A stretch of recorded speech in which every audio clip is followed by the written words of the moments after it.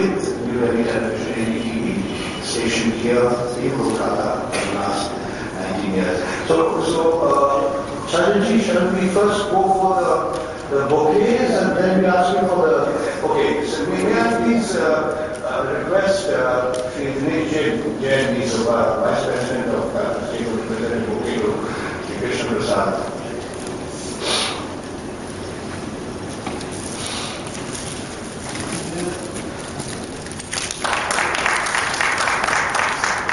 Likely to reflect the bias of its owners, its editors. So, for the sake of argument, if the owner of a particular media organization is affiliated to a political party, say his or her ideological or political predilections are, say, in favor of the Bharatiya Janata Party, then you will not be surprised if that particular newspaper or television organization will reflect those views. I mean, take my friend Dr. Chandan Mitra. He's a member of parliament belonging to the BJP. He edits a paper called The Pioneer. Okay, let's take another example, say the Hindustan Times. The late K.K. Birla, he was a member of parliament belonging to the Congress party. His daughter, Mrs. Shobna Bhatia, she's also a member of parliament. So if at different points of time the Hindustan Times has appeared to be leaning towards the Indian National Congress, again we're not surprised. Say those who are owning television channels in regions, you would expect a certain bias to come in. So you could argue that you should be realistic and there will always be a bias. Say if I ask you to report Mr. Chajar's speech, he spoke for 5 minutes. Which sentence do you report first?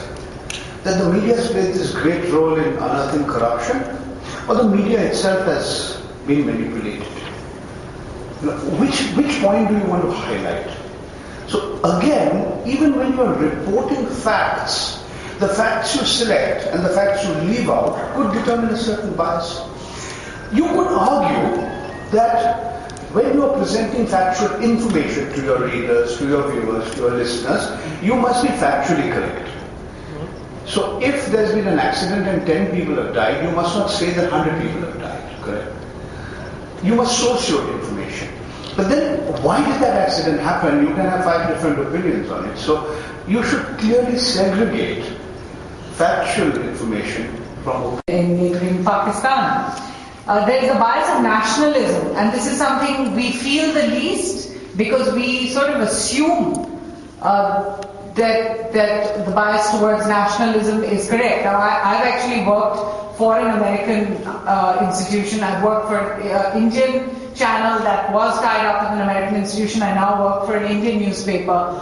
And I find that sometimes a little troubling because we tend to cover ourselves in the national flag when we don't necessarily have all the facts on our side. And it is a bias which I think as man evolves, as our country progresses, we can be a little more flexible on. The famous journalist Sanjay Hazarika once said that when you go to cover a war, or when you go to cover conflicts between two countries, how should you behave? Should you, in fact, be wrapping yourself up in the flag? Should you be marching shoulder to shoulder with the army, as many feel very committedly that they should? And his answer was that always remember that you are a human first, a journalist second, and a citizen third. Sometimes I feel when we start our coverage on many issues, we take that entirely in reverse. So the bias of nationalism is certainly one bias we encounter on a daily basis. The bias of political beliefs may be more internalized. Then finally there is a bias, as Paranjoy was saying, of commercial interests. Now that's not, I don't mean that in a sinister sense.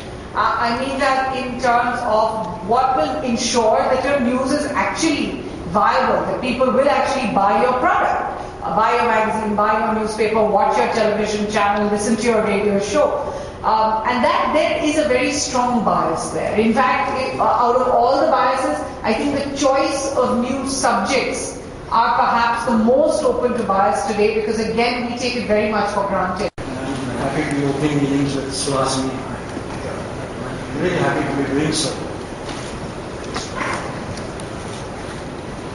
Andrew Marr used to be the BBC's political editor.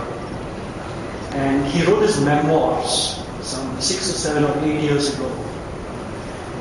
And in one chapter, Andrew Marr was absolutely a fantastic voice on television and on radio and even in print. Andrew Marr wrote a chapter in his memoirs on how to read a newspaper. How to read a newspaper. So he had a list of 12 or 13 things that you must look out for, watch out for while you read a newspaper. And one of the points he made was that whenever you open a newspaper and you see a question mark in the headline, he said, take it from me, almost always the answer is no. Whenever you see a question mark in a newspaper headline, the answer to the question is almost always no. So if you employ Andrew Marr's guideline to the theme of this proposition, which is, can the media be unbiased?